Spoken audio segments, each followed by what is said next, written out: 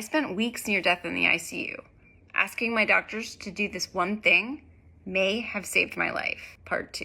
I was many tests away from what one would call an official diagnosis, but my hematologist was very wise and thought I had a particularly nasty disease called atypical hemolytic uremic syndrome. It's a wild, rare disease, and unfortunately, can be quite fatal, especially for new moms. The disease strikes women in particular because it requires a stress event or trigger like pregnancy.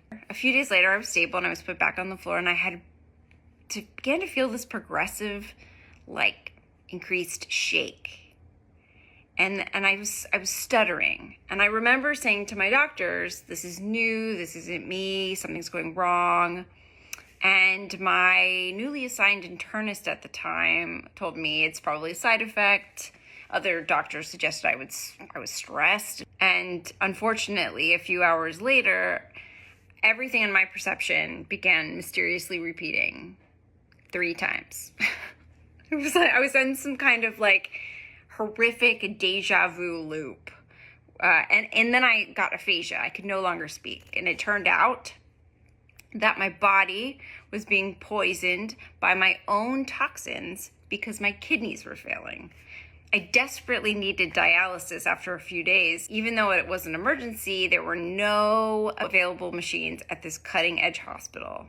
And my nightmare continued longer than it should have. And I'm not saying that I distrust my doctors. I believe in science and their expertise. While doctors certainly have knowledge and training, I don't.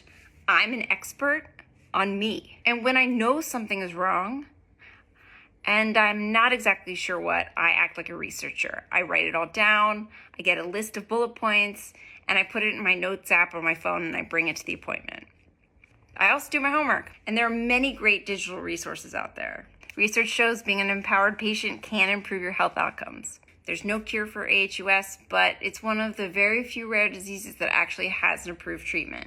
Now, 2 years later, I've regained a lot of kidney function, and I have about stage 3 kidney disease, and I get infusions every 8 weeks. While the experience was a roller coaster, I found my voice in that hospital bed.